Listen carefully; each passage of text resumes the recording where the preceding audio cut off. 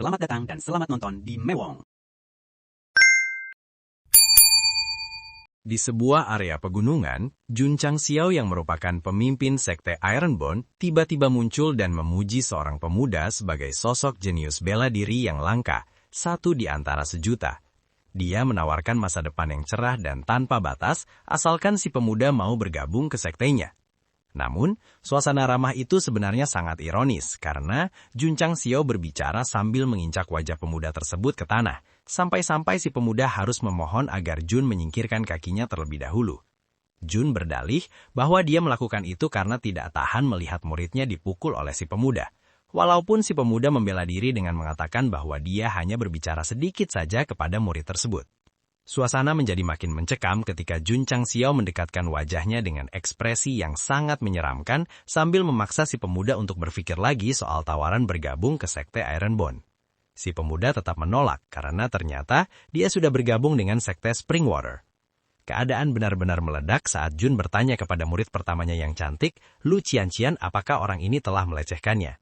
Begitu Qianqian menjawab dengan datar bahwa si pemuda tadi mencoba menyentuh tangannya, Jun Chang Xiao langsung murka dan menganggap si pemuda sedang mencari kematian.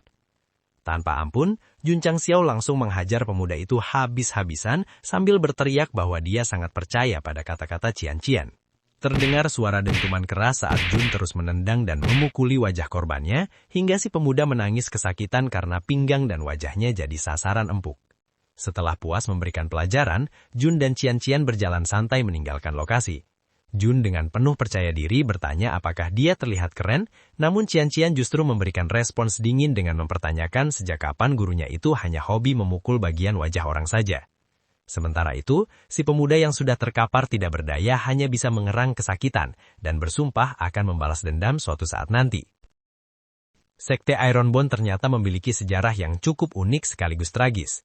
Pendirinya, pemimpin sekte Wang, awalnya terlihat seperti sosok hebat yang berhasil membangun sekte dari nol hingga mencapai tingkat 9 setelah bekerja keras selama 10 tahun. Namun, reputasinya hancur seketika karena ia dijebloskan ke penjara akibat hobi kelayapan di rumah bordil dan akhirnya tewas dieksekusi setelah mencoba kabur dari sana. Jun Chang Xiao yang kita lihat sekarang sebenarnya adalah jiwa dari dunia lain yang masuk ke tubuh murid sang pemimpin sekte tersebut. Kejadian transmigrasinya pun sangat konyol. Jun Chang Xiao yang asli di dunia ini tewas mengenaskan karena tertimpa papan nama sektenya sendiri saat sedang berjalan menuju toilet di malam hari. Meski sempat tertegun dengan cara mati pemilik tubuh sebelumnya yang sangat memalukan, Jun Chang Xiao tidak membiarkan hal itu menyurutkan semangatnya. Dengan penuh percaya diri, ia bertekad untuk menjadi penguasa di dunia baru ini, menghajar semua jenius dan menjadi nomor satu layaknya penjelajah waktu di cerita-cerita fiksi. Ia bahkan menantang takdir untuk memberinya teknik kultivasi langka hingga sistem ajaib. Tak butuh waktu lama, keinginannya langsung terkabul dengan bunyi ding yang menandakan aktifnya sistem sekte teratas dalam dirinya, lengkap dengan pemuatan data antarmuka yang muncul dengan efek cahaya biru yang menyilaukan. Melihat tampilan antarmuka sistem yang begitu kuat, Jun Chang Xiao sempat terpukau sejenak, namun ekspresinya langsung berubah drastis saat membaca detail status sektenya. Sekte Ironbone yang ia pimpin ternyata berada di tingkat 9 alias tingkat terendah dengan jumlah anggota yang baru 1 orang saja.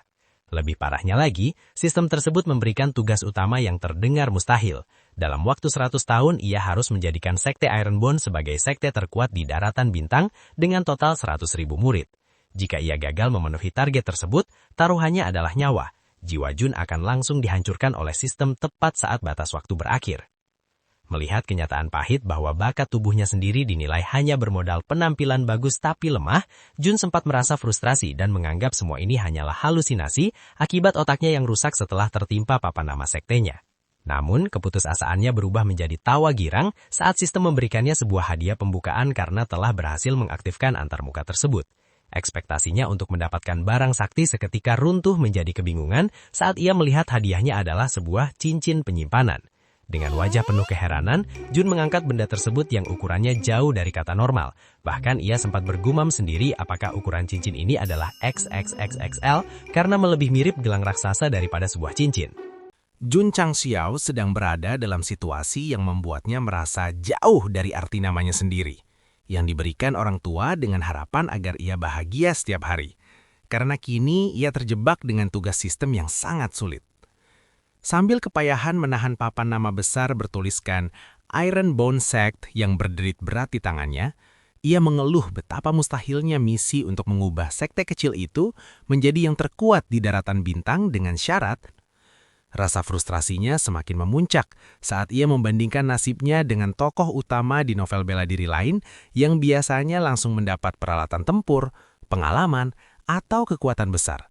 Sementara ia hanya diberi sebuah cincin besar yang bentuknya aneh. Jun bahkan sempat berteriak memprotes meminta artefak sungguhan sambil menatap benda yang lebih mirip gelang raksasa itu. Akhirnya, ia memutuskan untuk berhenti mengeluh dan memeriksa kegunaan gelang tersebut sekarang juga, yang seketika merespon dengan memancarkan cahaya swoosh yang menyilaukan begitu ia mencobanya. Melihat efek visual yang begitu megah, ia sangat yakin dan bersemangat bahwa ada harta karun luar biasa yang menantinya di dalam sana. Namun, saat cahaya itu memudar, realitas yang muncul benar-benar di luar dugaan. Benda yang muncul di tangannya bukanlah senjata sakti atau harta karun, melainkan hanya sebuah batu bata polos berwarna abu-abu, dan sistem dengan datar memberikan notifikasi bahwa ia telah mendapatkan batu bata. Jun Changxiao hanya bisa berdiri terpaku dengan senyum kaku sambil memegang batu bata tersebut, seolah otaknya berhenti bekerja sejenak. Kekecewaannya langsung tumpah ruah.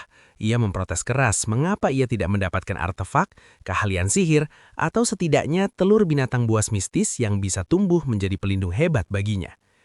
Di tengah omelannya itu, tiba-tiba batu bata di tangannya mengeluarkan bunyi detak jantung thump, dunk yang mengejutkan. Merasakan getaran kehidupan dari benda mati itu, ekspresi Jun langsung berubah menjadi gila karena kegirangan. Ia berimajinasi liar bahwa mungkin saja ada jiwa seorang Grandmaster atau Tuan Besar yang terkurung di dalamnya, yang nantinya akan mengajarinya seni bela diri tingkat tinggi. Jun Changxiao yang masih dalam mode percaya diri tingkat tinggi langsung menciumi batu bata tersebut. Sangat yakin kalau dia adalah orang terpilih dan benda yang ditemukannya itu pasti mengandung sihir hebat.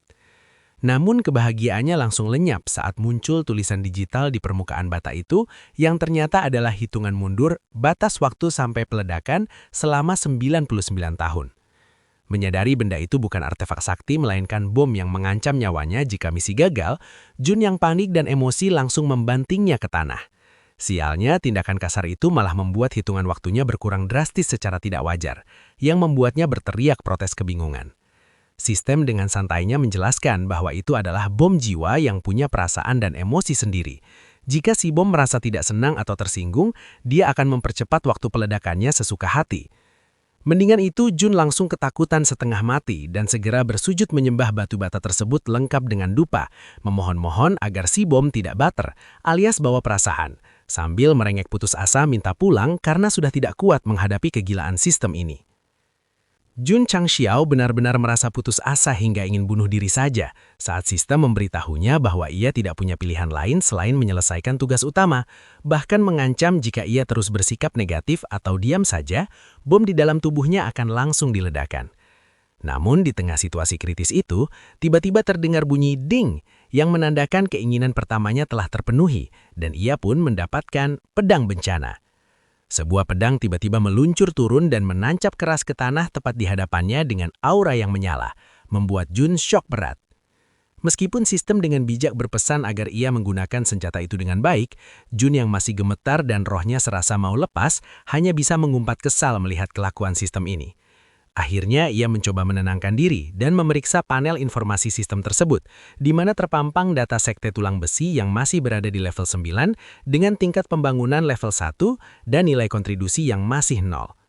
Saat Jun kebingungan mengenai maksud dari statistik tersebut, sistem menjelaskan bahwa level pembangunan sangat penting, karena semakin tinggi levelnya, semakin banyak fungsi sekte yang terbuka, dan ia bisa mengakses detail datanya cukup dengan menggunakan pikirannya. Jun Changxiao kemudian memeriksa detail level pembangunan sekte yang ternyata memiliki berbagai fungsi menarik di masa depan. Saat ini di level 1 statusnya tidak ada kegunaan, tapi sistem menjanjikan fasilitas hebat seperti menara pemurnian obat di level 2, menara penempaan di level 3, menara sihir di level 4, hingga menara roh binatang buas di level 5. Sistem juga menggoda bahwa akan ada lebih banyak hal yang terungkap setelah ia mencapai level 5. Ketika Jun bertanya cara menaikkan level tersebut, jawabannya klasik, ia harus merekrut banyak murid. Percakapan berlanjut ke nilai kontribusi yang ternyata berfungsi sebagai mata uang untuk membeli harta karun di sekte toko. Mendengar ada toko khusus, imajinasi Jun langsung melambung tinggi, membayangkan tempat di mana para protagonis novel biasanya memborong barang-barang keren. Sayangnya, realitas kembali menampar ia saat ia tidak menemukan tombol toko tersebut dimanapun.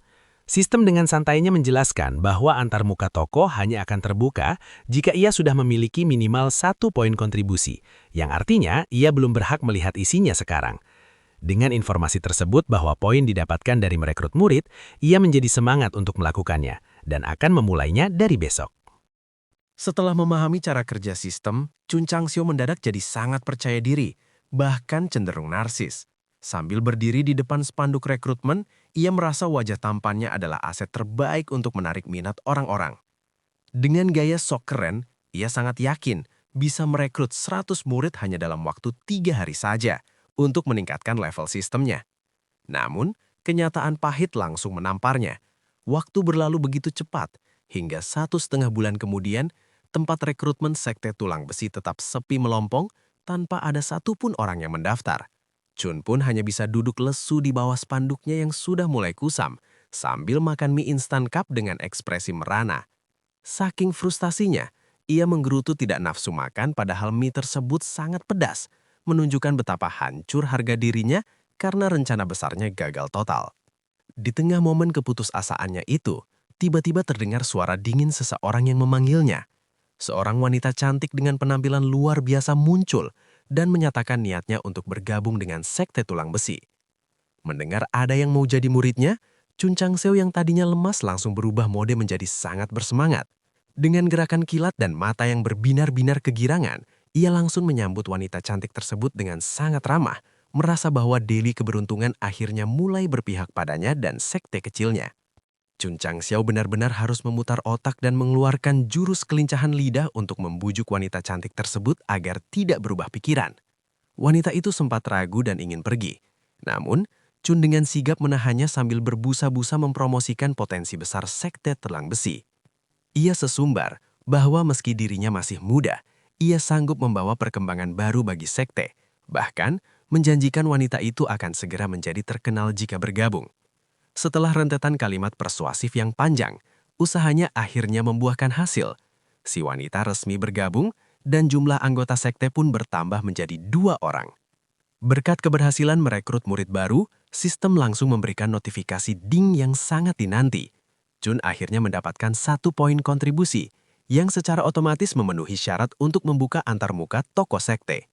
Begitu menu toko terbuka, mata Chun langsung terbelalak melihat deretan barang legendaris, mulai dari pil pengubah tubuh, teknik telapak naga, hingga teknik kecepatan terbang, yang semuanya masuk kategori tingkat dewa. Dengan penuh semangat, ia segera memerintahkan sistem untuk memperlihatkan semua barang yang bisa ia gunakan saat itu. Namun, kegembiraan Chun Chang-seo mendadak berubah menjadi momen penuh komedi tragis. Sebuah notifikasi sistem muncul mengingatkannya bahwa poin kontribusi yang baru saja ia dapatkan berasal dari paket pemain baru, yaitu jumlahnya sangat terbatas, yaitu hanya 1 poin saja. Ia baru tersadar bahwa meskipun barang-barang di toko itu sangat menggiurkan, harganya pasti jauh melampaui saldo tipis yang ia miliki.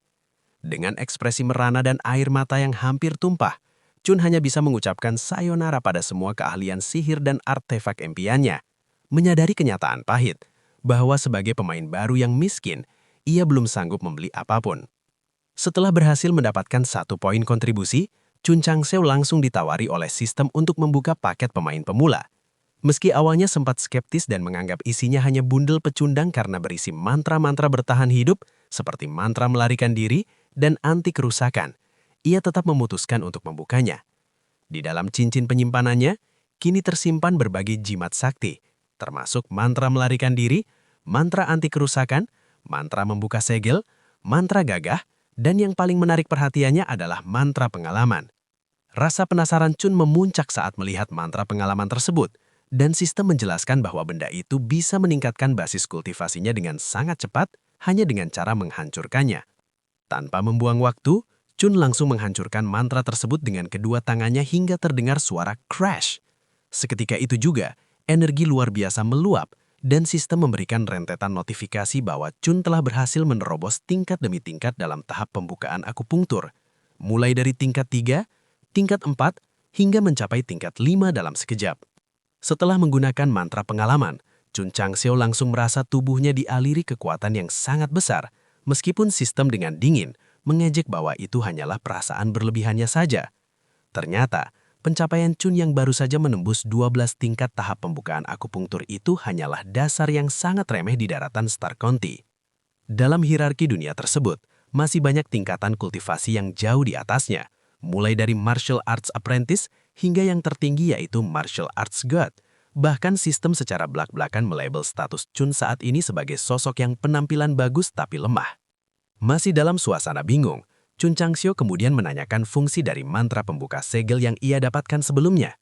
Ternyata mantra itu satu-satunya cara untuk membuka segel pada pedang bencananya. Chun pun langsung dumel kesal karena ternyata senjata gratisan dari sistem pun masih harus repot-repot dibuka segelnya sebelum bisa digunakan. Namun, suasana hatinya sedikit membaik saat sistem memberitahu informasi penting mengenai adanya acara pertemuan perekrutan besar-besaran di kota Qiangyang. Chun merasa ini kesempatan emas baginya untuk menambah anggota sekte dan segera berangkat ke sana bersama murid barunya. Setibanya di sana, mereka justru disambut oleh sekelompok orang berpakaian hitam yang mendarat dengan keras di hadapan mereka, seolah-olah siap memberikan sambutan yang kurang ramah bagi pemimpin sekte tulang besi. Setelah dicegat oleh sekelompok orang asing, ketegangan pun memuncak saat salah satu di antara mereka yang berwajah bengkak langsung menunjuk ke arah murid baru Chun dan berteriak histeris kalau dialah orang yang telah memukulnya. Murid cantik Chun pun dengan santainya mengakui bahwa orang itu memang sosok mesum yang pernah ia hajar. Bahkan ia sempat lupa pada wajahnya. Pemimpin kelompok tersebut yang merasa harga dirinya diinjak-injak langsung membentak, mempertanyakan keberanian mereka memukul murid dari sekte Springwater dan menuntut Chun menyebutkan identitasnya. Dengan bangga dan gaya sok keren, Chun memperkenalkan dirinya sebagai pemimpin sekte tulang besi. Namun, bukannya merasa terintimidasi, orang-orang dari sekte Springwater malah tertawa mengejek dan mulai membongkar aib masa lalu sekte tulang besi yang sangat memalukan. Mereka mengungkit kisah pemimpin sekte sebelumnya yang tertangkap basah oleh pemerintah saat asik bersenang-senang di tempat pelacuran, bahkan akhirnya dieksekusi mati karena mencoba melarikan diri dari penjara. Mendengar sekte legendarisnya dihina sebagai sekte mesum yang sudah tamat, wajah Chun Changxiao langsung memerah karena malu sekaligus emosi. Ia pun berteriak protes, merasa tidak terima jika tujuan mereka mencegatnya di tengah jalan hanya untuk mengolok-olok sejarah kelam sekte kelas bawah yang penuh skandal itu.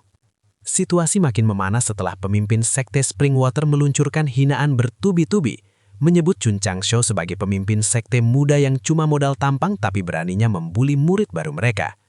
Mendengar ejekan itu, Chun Changxiao tidak tinggal diam dan langsung bersiap untuk menghadapi mereka.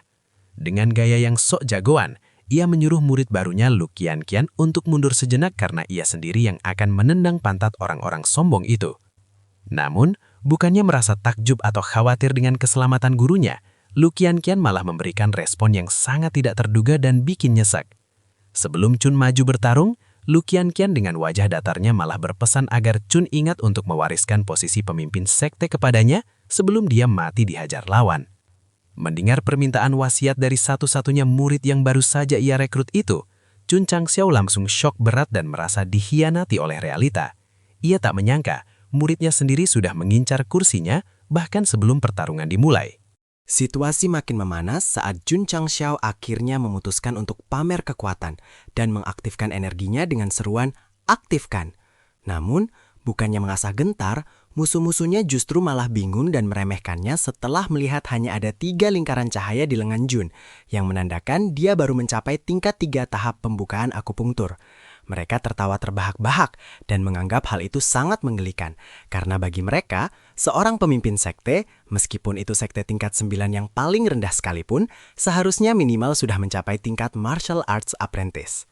Saking merasa di atas angin, pemimpin kelompok musuh itu dengan sombongnya memberikan penawaran sok baik.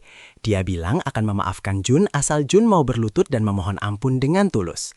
Chun Changxiao sendiri sempat menyadari bahwa lawan-lawannya memang sedikit lebih unggul secara teknis karena mereka semua berada di tingkat 4 tahap pembukaan akupunktur. Namun, alih-alih merasa takut atau menuruti perintah untuk berlutut, Jun justru bergerak dengan kecepatan luar biasa yang dibarengi suara wuh dan swish yang membelah udara. Dalam sekejap mata, suasana berubah drastis saat Jun sudah berada di depan pemimpin lawan sambil mencengkeram kepalanya. Dengan seringai licik dan tatapan yang mengintimidasi, Jun membalikkan keadaan dan bertanya dengan nada mengejek, "Apa kau bercanda?" Yang sukses membuat nyali lawannya langsung ciut. Tiba-tiba, sebuah notifikasi sistem muncul dengan bunyi ding, menandakan sebuah tugas sampingan baru saja terpicu untuk Jun Changxiao. Tugasnya cukup lugas. Ia diperintahkan untuk membereskan 4 murid dari Sekte Springwater yang sudah berani memprovokasinya. Melihat aura Jun yang mendadak berubah drastis, lawan-lawannya mulai berkeringat dingin dan menelan ludah karena merasa terancam dengan situasi tersebut. Mereka benar-benar tidak habis pikir dan merasa heran bagaimana mungkin seseorang yang secara teknis baru mencapai tingkat 3 tahap pembukaan akupunktur bisa memiliki kekuatan yang begitu meledak-ledak dan mengintimidasi seperti itu. Tanpa banyak bicara, Jun langsung bergerak cepat dan menghajar salah satu dari mereka dengan serangan telak, bang, hingga tersungkur ke tanah, sambil menjawab kebingungan lawan dengan nada dingin tapi berkelas, bahwa semua itu mungkin terjadi karena dirinya adalah seorang pemimpin sekte. Setelah berhasil menumbangkan satu orang dengan gerakan yang sangat efektif, progres tugas sampingannya pun langsung diperbarui menjadi 1/4. Jun merasa pergerakannya sangat lincah melalui udara dan serangan tadi terasa begitu mudah dilakukan. Sambil menyunggingkan senyum licik yang penuh intimidasi dan aura yang membara, ia bergumam bahwa tugas ini ternyata sangat gampang, seolah-olah membereskan sisa lawan di depannya hanyalah masalah waktu yang sangat singkat bagi kekuatannya sekarang. Melihat Jun Changxiao yang tiba-tiba menunjukkan kekuatan luar biasa, para murid Sekte Springwater benar-benar syok dan menyadari bahwa Jun selama ini menyembunyikan kekuatan aslinya yang ternyata sudah mencapai tingkat 5 tahap pembukaan akupunktur. Tanpa ampun, Jun melanjutkan pembersihan tersebut dengan sangat efisien. Notifikasi sistem terus berbunyi mengiringi setiap lawan yang ia tumbangkan, mulai dari progres 2/4 hingga 3/4. Dalam waktu singkat, keempat murid pengganggu itu berhasil ia bereskan, sehingga tugas sampingannya dinyatakan selesai 4/4, dan Jun pun diganjar dengan hadiah 4 poin nilai kontribusi. Setelah urusannya beres, Jun dengan santainya mengajak Lu Qiangqian untuk segera pergi meninggalkan lokasi, sambil mengucapkan salam perpisahan yang bernada mengejek kepada lawan-lawannya yang sudah terkapar. Namun, Lu Qiangqian yang berwatak dingin justru memberikan saran yang cukup ekstrem. Ia berpendapat bahwa seharusnya Jun membunuh mereka semua saat itu juga, demi mencegah munculnya masalah atau balas dendam di masa depan, menunjukkan sisi pragmatisnya yang kontras dengan sikap Jun yang lebih memilih untuk sekedar memberi pelajaran saja. Jun yang kaget pun sempat bertanya, kenapa mereka harus bersikap sekejam itu kepada lawan yang sudah kalah? Dengan tegas, Qian-Qian mengingatkannya kalau daratan bintang ini ibarat hutan rimba, dan siapapun yang menunjukkan belas kasihan pada musuh dianggap tidak mengerti aturan main di dunia ini. Bahkan, ia belak-belakan menyindir kalau Jun tidak paham soal itu, dia sebenarnya tidak pantas menyandang gelar sebagai pemimpin sekta. Mendengar ucapan muridnya yang menusuk itu, Jun Changxiao langsung terdiam dan mulai merenung dalam-dalam. Ia akhirnya tersadar dari idealismenya dan mulai menerima kenyataan kalau dia sekarang tidak lagi tinggal di bumi yang damai, melainkan di dunia berbeda yang cuma menghormati kekuatan bela diri dan hukum rimba semata. Namun, saat suasana lagi galau-galaunya, sistem malah berbunyi ding dan memicu sebuah tugas sampingan baru yang sukses bikin Jun makin bingung. Isi tugasnya cukup unik. Jun disuruh mendidik Lu Qiangqian dengan prinsip hidup yang ia percayai sendiri, sambil tetap menjaga wibawa dan harga dirinya sebagai bos sekte. Sambil kebingungan, Jun pun cuma bisa membatin apa-apaan ini karena merasa tantangan untuk mendidik murid sekeras dan sedingin Qian-Qian itu bakal jadi urusan yang sangat ribet. Jun Changxiao mulai sadar kalau meskipun sektenya cuma tingkat 9 dan anggotanya baru 2 orang, dia tetaplah bos besarnya yang harus menunjukkan wibawa di depan Lu Qiangqian. Dengan gaya sok bijak, ia mencoba menceramahi muridnya itu. Ia setuju kalau mereka tidak boleh terlalu baik pada musuh, tapi ia juga menegaskan bahwa sebagai seniman bela diri yang mengejar kebenaran, membuli orang lemah itu tidaklah tepat. Menurutnya, menghabisi sekelompok sampah yang sama sekali tidak mengancam hanya akan merusak reputasi sekte mereka. Jun merasa sangat keren saat itu, apalagi angin berembus di saat yang tepat sehingga membuatnya tampak seperti guru yang sangat bijaksana. Ditambah lagi sistem memberinya selamat karena tugas sampingan mendidiknya berhasil dan ia mendapat tambahan 1 poin kontribusi. Tapi sialnya, Lu Qiangqian malah salah paham total. Dia mengira Jun cuma sekedar jaga image saja, makanya dia langsung menghunus senjatanya dan berniat menghabisi orang-orang itu sendiri demi menjaga reputasi sang guru. Melihat tindakan ekstrim muridnya itu, Jun langsung panik setengah mati dan berteriak kalau Qian-Qian benar-benar salah menangkap maksud dari omongannya. Melihat Lu Qiangqian yang begitu agresif dan berniat menghabisi lawan tanpa ampun, Jun Changxiao langsung berusaha mengerem tindakan muridnya itu. Dengan nada agak mengomeli, ia bilang kalau sebagai perempuan, Qian-Qian seharusnya bisa bersikap lebih anggun seperti gadis normal pada umumnya, bukan malah cuma tahu cara bertarung dan membunuh saja. Namun, Lu Qianqian tidak terima begitu saja. Sambil tetap memegang senjatanya, ia balik bertanya dengan nada menantang apakah memang ada aturan kalau wanita itu tidak boleh bertarung dan membunuh. Meskipun terlihat kesal, Lu Qianqian akhirnya mengalah dan menyatakan bahwa karena Jun adalah pemimpin sekte, dia akan tetap patuh pada perintahnya.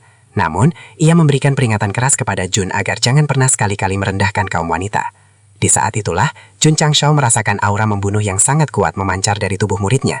Ia pun terdiam dan membatin, menyadari bahwa di balik sifat dingin dan haus darahnya itu, Lu Qianqian pasti telah melewati masa lalu yang sangat berat dan penuh penderitaan, hingga membentuk kepribadiannya yang sekarang. Setelah percakapan yang menegangkan dengan Lu Qianqian, Jun Changxiao dan muridnya melanjutkan perjalanan mereka. Jun masih memikirkan sistem poin dan apa yang bisa ia dapatkan darinya. Ia melihat layar yang menampilkan contribution value 10 points dan beberapa icon yang tidak jelas. Ia bergumam, aku tidak bisa berbuat apapun di sini. Kenapa tidak ada yang berharga 1 poin? Saat ia mencari-cari, matanya tertuju pada sebuah item yang bisa dibeli seharga 1 poin, pil penyembuhan junior. Namun, Jun ragu. Hal pertama yang aku beli adalah obat. Ini bukan awalan yang bagus. Ia menyadari ia belum bisa membelinya saat ini. Dengan sedikit kekecewaan, ia memutuskan, aku akan membelinya ketika aku sedang sekarat. Jun Changxiao dan Lu Qianqian melanjutkan perjalanan mereka menyusuri hutan. Suara gemerisik di daunan menarik perhatian mereka. Ada sesuatu di sana, bisik Lu Qianqian. Jun teringat akan kekuatan besar yang pernah ia rasakan sebelumnya, berharap itu bukanlah binatang buas yang sama. Namun penilaian awal menunjukkan kekuatan makhluk itu setara dengan seorang martial arts apprentice. Mereka memutuskan untuk mencari jalan lain karena hutan itu terlihat mengerikan dan agak kotor. Namun saat mereka hendak beranjak, mereka mendengar suara gemerisik lagi. Kali ini mereka menyadari bahwa itu bukanlah binatang buas, melainkan seorang manusia. Mereka menemukan seorang pria terluka parah, terbaring di bawah pohon. Bekas cakaran di tubuhnya menunjukkan bahwa ia diserang oleh beberapa binatang buas. Dia sekarat, gumam Lu Qianqian. Jun Changxiao yang tadinya ingin segera pergi karena malam semakin larut dan berbahaya, kini dihadapkan pada pilihan. Apa kita tidak akan membantunya? Tanya Lu Qianqian, nadanya datar. Jun Changxiao ragu. Ia teringat pada pil penyembuhan junior yang ia beli seharga 1 poin kontribusi. Pil itu memang efektif, tetapi ia tidak yakin apakah itu cukup untuk luka separah itu. Dia dalam keadaan buruk dan sebentar lagi mati. Bagaimana kau akan menolongnya? Dan juga kau bukan seorang alkemis. Namun Jun Changxiao memegang pil itu. Ia teringat bahwa ia mungkin tidak punya obat latihan, tetapi ia punya obat penyembuhan. Dengan swish, ia mengeluarkan pil itu. Tapi aku punya obat penyembuhan, katanya. Dan dengan biaya 1 poin kontribusi, ia memberikan pil itu kepada pria yang terluka. Pria itu setelah meminum pil tersebut, langsung melompat berdiri, meskipun masih terluka. Hal ini membuat Lu Qianqian terkejut. Pemimpin sekteku lebih misterius dari yang aku duga, pikirnya. Jun Changxiao sendiri merasa senang, membayangkan betapa kayanya ia nanti jika bisa menjual pil ini dengan harga tinggi dan mengembangkan sektenya. Ia membuka toko sistem dan memesan lebih banyak pil penyembuhan junior yang sangat efektif dan hanya bernilai 1 poin. Namun kegembiraannya berumur pendek. Ia menyadari bahwa ada batas waktu untuk pembelian pil tersebut. Sial, ada batas waktunya ya, serunya frustasi. Sementara itu pria yang disembuhkan itu pergi saja tanpa mengucapkan terima kasih. Jun Changxiao merasa kesal. Tidak ada terima kasih, sungguh orang tidak tahu berterima kasih. Ia meratapi hilangnya poin kontribusi berharga itu. Lu Qianqian dengan pandangan dinginnya berkata, Tuan, aku pikir kau orang buruk. Kau tidak akan mendapat apapun dengan menjadi orang yang baik di daratan bintang stelar. Ia menambahkan bahwa ia tidak percaya ada orang yang bertindak menurut hati nurani mereka di dunia ini. Jun Changxiao yang tadinya merasa keren karena telah berbuat amal baik, kini merasa kesal dan terganggu oleh perkataan Lu Qianqian. Ia mulai meragukan idealismenya sendiri di dunia yang keras ini.